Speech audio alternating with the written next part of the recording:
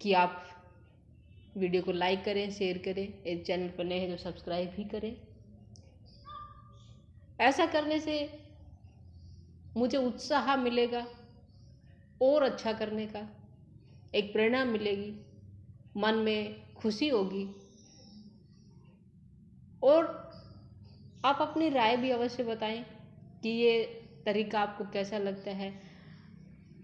बहुत ही खास जानकारी चुन चुन के आपके लिए लाई हूँ मैं, तो आप बताएं ज़रूर कि ये जानकारी आपके लिए कैसी है। यदि अच्छी ना लगे तो आप डिसलाइक भी कर सकते हैं, लेकिन बताइए अवश्य।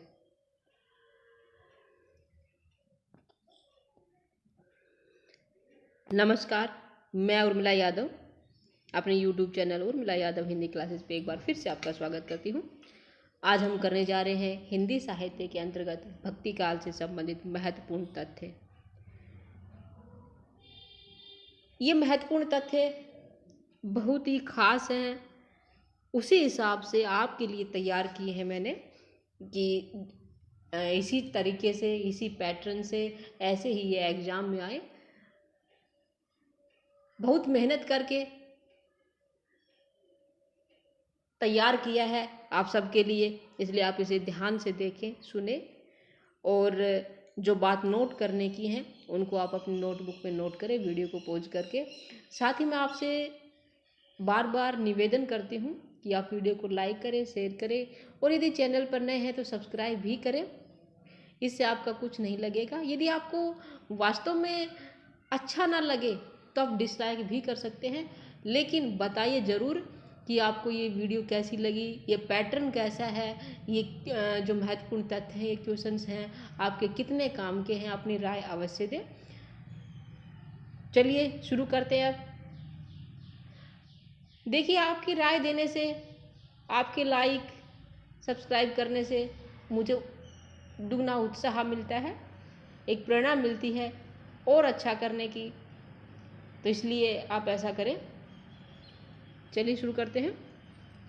मध्यकाल को दो खंडों में विभक्त किया गया। जो मध्यकाल है हिंदी साहित्य का, उसका दो भागों में बांटा गया।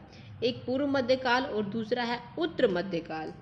पूर्व मध्यकाल को भक्ति काल के नाम से अभिहित किया गया और उत्तर मध्यकाल को रीतिकाल नाम दिया गया। जो भक्ति काल है ये दो खंडों में बटा हुआ है, एक पूर्व मध्यकाल, दूसरा है उत्तर मध्यकाल। पूर्व मध्यकाल को ही भक्ति काल कहते हैं और भक्ति काल को ही पूर्व मध्यकाल कहते हैं। जो रीतिकाल है उसका उत्तर मध्यकाल कहा गया। आचार्य शुक्ल ने भक्ति काल की समय सीमा संवत 1375 विक्रमी संवत से 1700 विक्रमी संवत तक मानी है। आचार्य रामचंद्र शुक्ल ने भक्ति काल की समय सीमा कब से मानी? संवत 1375 से विक्रमी संवत 1375 से विक्रमी संवत 1700 ईस्वी तक मानी है। डॉक्टर नगेंद्र ने जो भक्ति काल है उसकी समय सीमा 1350 ईस्वी से 1650 ईस्वी तक मानी है। किसने? डॉक्टर नगेंद्र ने। भक्ति का मूल स्रोत दक्षिण भारत है। भक्ति का जो आविर्भाव है वो कहाँ हुआ था? दक्षिण भारत में हुआ था। भक्ति आंदोलन का प्रारंभ दक्षिण भारत में अलवार भक्तों की परंपरा से हुई। ये बात ध्यान रखना कि भक्ति आंदोलन का प्रारंभ दक्षिण भारत में हुआ था। किससे हुआ था? अलवार भक्ति की परंपरा में हुआ था। जॉर्ज ग्रियर्सन ने भक्ति आंदोलन को ईसाई धर्म की देन माना है। बेटा, इसी तरह के प्रश्न परीक्षा में आते हैं कि किसने भक्ति आंदोलन को ईसाई धर्म की देन माना है। किसने माना है? जॉर्ज ग्रियर्सन ने माना है। ये छोटी छोटी बातें हैं लेकिन बहुत ही खास हैं, इन्हीं में से प्रश्न निकल के आते हैं, तो इनको आप ध्यान से देखिए। ये यूजीसी नेट में या हिंदी साहित्य से संबंधित किसी भी प्रकार की कोई प्रतियोगिता परीक्षा हो या स्क्रीनिंग एग्जाम हो, उन सब में इसी तरह के एग्जाम आते हैं। मैंने खुद एग्जाम दिए हैं और इनसे बाहर कोई भी प्रश्न नहीं आएगा, ये मैं आपसे दावा करती हूँ। थोड़े समय में इससे संबंधित मेरी पुस्तक भी आने वाली है, आप उसको भी पढ़ सकते हैं। आप इन सबको अच्छे से पढ़ लोगे तो मैं दावे के साथ कह सकती हूँ कि आप अवश्य सफल होंगे। आगे देखते हैं। डॉक्टर गिरियसन एवं श्याम सुंदर दास ने भक्ति काल को हिंदी साहित्य का स्वर्ण युग कहा। भक्ति काल को हिंदी साहित्य का स्वर्ण युग किसने कहा है? डॉक्टर गिरियसन और श्याम सुंदर दास ने कहा है। भक्ति काल में दो धाराएं प्रभावित हुई थी, एक है निर्गुण धारा और एक है सगुण धारा। भक्ति काल में दो धाराएं थी, कौन कौन सी? एक है निर्गुण भक्ति धारा और एक सगुण भक्ति धारा। निर्गुण और सगुण में कौन कौन सी धाराएं थी ये भी देखते हैं। देखो, सगुण भक्ति जो काव्य धारा है या सगुण भक्ति धारा है उसमें आता है राम काव्य और कृष्ण काव्य। राम काव्य और कृष्ण काव्य सगुण भक्ति के अंतर्गत आते हैं और निर्गुण भक्ति के अंतर्गत है संत काव्य, जिसे ज्ञानाश्री भी कहते हैं, ज्ञानाश्री काव्य धारा भी कहते हैं। और दूसरा है निर्गुण के अंतर्गत सूफी काव्य धारा, जिसे प्रेम मार्गी काव्य धारा भी कहते हैं। तो देखो, सगुण में कौन कौन सी है? राम काव्य धारा, कृष्ण काव्य धारा, दो धाराएं हैं। निर्गुण में संत काव्य धारा, जिसे ज्ञानाश्री काव्य धारा कहते हैं, और सूफी काव्य धारा दूसरी है, जिसे प्रेम मार्गी काव्य धारा भी कहते हैं।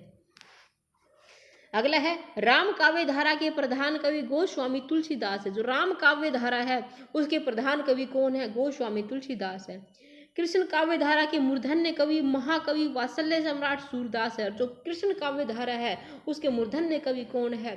वात्सल्य सम्राट सूरदास जी हैं। जो सूरदास कवि हैं कृष्ण काव्य धारा के प्रधान कवि हैं, और राम काव्य धारा के प्रधान कवि कौन है? तुलसीदास जी हैं। संत काव्य धारा में कबीर का नाम व नामदेव प्रधान है। संत काव्य के जो प्रमुख कवि हैं वो कौन है? कबीर जी हैं और नामदेव जी हैं। और सूफी काव्य धारा में के प्रमुख कवि कौन है? जायसी है। सूफी काव्य धारा के प्रमुख कवि कौन है? जायसी, जिसे प्रेम मार्गी शाखा के अंतर्गत माना जाता है। सूफी काव्य धारा कह लो या प्रेम मार्गी काव्य धारा कह लो, इसके जो प्रमुख कवि कौन है? जायसी है।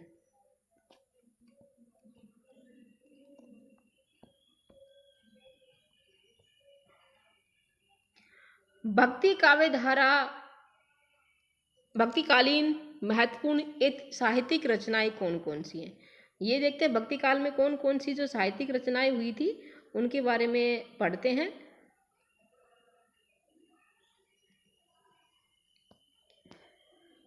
रचनाकार है, दूसरी तरफ उनकी रचनाएं हैं। जो भक्तिकालीन रचनाएं हैं वो है राघवानंद। जो रचनाकार है राघवानंद, इनकी जो रचना है वो सिद्धांत पंच मात्रा। राघवानंद जी ने लिखा था सिद्धांत पंच मात्रा। कबीर जी का जन्म 1398 ईस्वी में हुआ था और उनकी मृत्यु 1518 ईस्वी में हुई थी। साखी, शपथ, रमेनी, तीनों का संग्रह क्या है? बीजकर। साखी, शपथ, रमेनी, ये तीन रचनाएं हैं कबीर जी की, और तीनों का जो संग्रह है वो क्या कहलाता है? बीजक कहलाता है। शंकराचार्य, इनका जन्म 509 ईस्वी पूर्व से 476 ईस्वी पूर्व है। लिख लीजिए, ये शंकराचार्य का जन्म कब हुआ था? 509 ईस्वी पूर्व से 476 ईस्वी पूर्व, यानी कि ये इनका समय है। और मोहम्मद गार, ये इनकी रचना है। स्वामी रामानंद 1368 ईस्वी में जन्म हुआ था और 1468 ईस्वी में इनकी मृत्यु हो गई। और वैष्णव मताब्ज भास्कर, श्री रामार्जुन पद्धति और योग चिंतामणि, राम रक्षा स्त्रोत, ये इनकी रचनाएं हैं। किसकी? स्वामी रामानंद की। नाबादास का जो जन्म है 1570 ईस्वी में हुआ था और मृत्यु 1650 ईस्वी में हुई थी। भक्तमाल और अष्टयाम इनकी रचनाएं हैं। नाबादास की रचनाएं कौन सी है? भक्तमाल और अष्टयाम। कुतुबन, इनकी जो रचना है वो मर्गावती है। 1503 ईस्वी का रचना काल है। मर्गावती का जो की रचना हुई थी वो 1503 ईस्वी में हुई थी। मंझन की जो रचना है वो मधुमालती है। 1545 में मधुमालती की रचना की थी मंझन ने। आयसत की हंसावली रचना है। 1370 ईस्वी में आयसत की रचना हुई थी। इस आयसत का रचना काल क्या है? 1370 ईस्वी। आगे है उस्मान की जो रचना है वो चित्रावली है और चित्रावली का रचना काल 1613 ईस्वी है। मुल्ला दाऊद की रचना चंदाइन है। चंदाइन का जो समय है वो 1379 ईस्वी है। जायसी का जन्म 1492 ईस्वी में हुआ था और 1542 ईस्वी में इनकी मृत्यु हुई थी। तो इनका समय क्या हुआ जायसी का? 1492 से 1542। पद्मावत इनकी रचना है जिसका रचना काल 1540 ईस्वी है। अखरावट है, चित्ररेखा है, कहरामा है, कलाम और मसलामा, ये इनकी रचनाएं हैं। इन सभी रचनाओं को आप लिख सकते हैं। तुलसीदास, इनका जन्म 1532 ईस्वी में हुआ था। 1623 ईस्वी में इनकी मृत्यु हो गई थी। वैराग्य संदीपनी, राम आज्ञा प्रसन्न, रामलला नहुच, जानकी मंगल, रामचरितमानस का जो समय है ये 1574 ईस्वी में इन्होंने लिखा था रामचरितमानस। और संवत की बात करें तो 1631 संवत है रामचरितमानस का लेखन जो समय है वो 1631 संवत है और 1574 अगर सन में बताना है तो 1574 ईस्वी में लिखा गया था। पार्वती मंगल, गीतावली, विनय पत्रिका, दोहावली, कवितावली, बरवे रामायण, कवितावली और हनुमान बाहु की ये इनकी रचनाएं हैं। किसकी? तुलसीदास की। कृष्ण गीतावली है, बरवे रामायण है, हनुमान बाहुक है, ये सभी किसकी रचनाएं हैं? तुलसीदास की रचनाएं हैं। उसके बाद है कृष्ण भक्त कवि। कृष्ण भक्त कवियों में कौन कौन से कवि हैं देखते हैं।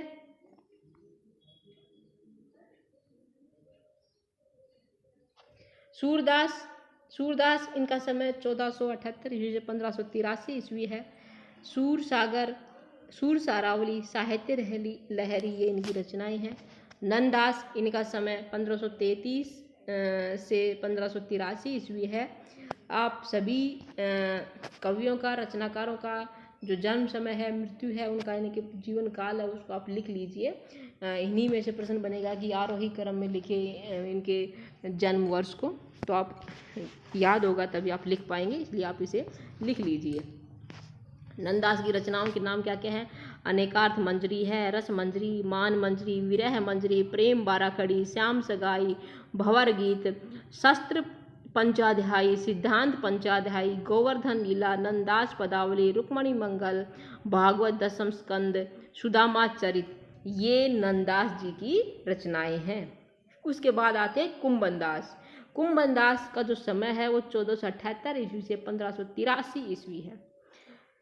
जन्मे जमुनवतो ग्राम मथुरा में हुआ। इनका जो जन्म है जमुनवतो ग्राम में हुआ था और वो जन्म जमुनवतो ग्राम का है, मथुरा में है। परमानंद दास 1493 ईस्वी में इनका जन्म हुआ था। परमानंद सागर इनकी जो रचना है और इनका जन्म कन्नौज में हुआ था। कहाँ हुआ था? कन्नौज में। ये प्रश्न भी आ जाता है कि इनका जन्म कहाँ हुआ था और जमुनवतो में जन्म कौन से कवि का हुआ था। तो आप ये जो बातें हैं ये बहुत कम मिलती हैं, आप काफ़ी तलाश करोगे तब मिलेंगी, इसलिए कहती हूँ आप इन छोटी बातों को लिख लीजिए, एग्जाम में आती तब बहुत बड़ी बन जाती हैं। तो परमानंद दास जी का जन्म कहाँ हुआ था? कन्नौज में हुआ था। और जमुनवतो में कहाँ किसका जन्म हुआ था? कुंभन दास का। जमुनवतो कहाँ है? मथुरा में है।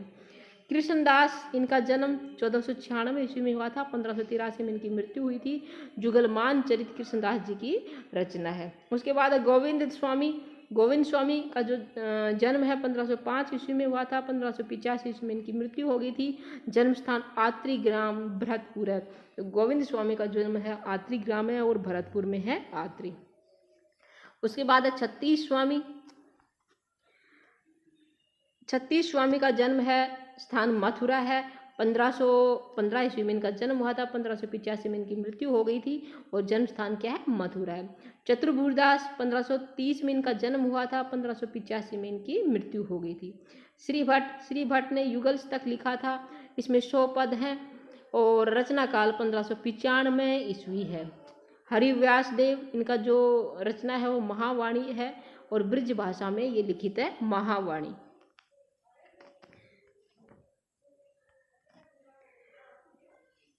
हरिव्यास देव,